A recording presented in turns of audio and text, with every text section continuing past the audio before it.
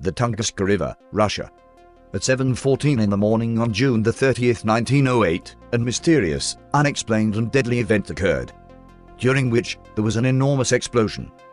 It has been estimated that the explosion was equal to more than 2,000 Hiroshima atom bombs, and for over 100 years, no one has been able to figure out what caused it.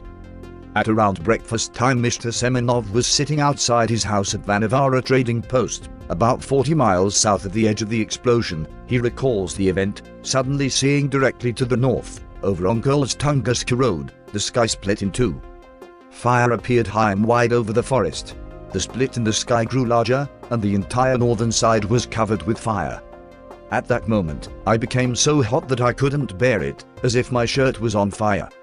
From the northern side, where the fire was, came strong heat. I wanted to tear off my shirt and throw it down, but then the sky shut closed, and a strong boom sounded. I was thrown a few meters. I lost my senses for a moment, then my wife ran out and led me to the house. After that, such noise came, as if rocks were falling or cannons were firing. The earth shook, and when I was on the ground, I pressed my head down, fearing rocks would land on me. When the sky opened up, hot wind raced between the houses, which left traces in the ground like pathways, and it damaged the crops. This witness testimony was recorded in 1930 by Leonard Kolik's expedition.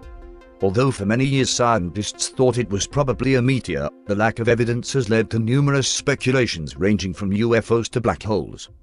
To this day, no one knows for sure what caused the explosion. During the explosion, the fireball that ensued, witnessed by the handful of terrified, distant onlookers, a fireball witnessed as falling from the sky, was later estimated to have been many miles wide. What caused the Tunguska explosion?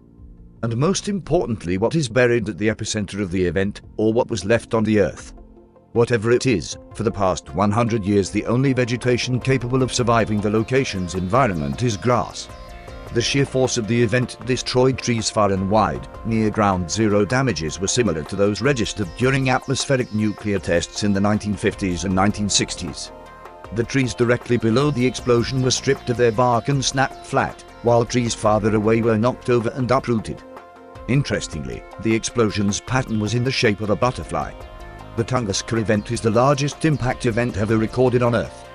Studies have yielded different estimates of the object's size, depending on whether the body was a comet, a denser asteroid, or something else entirely.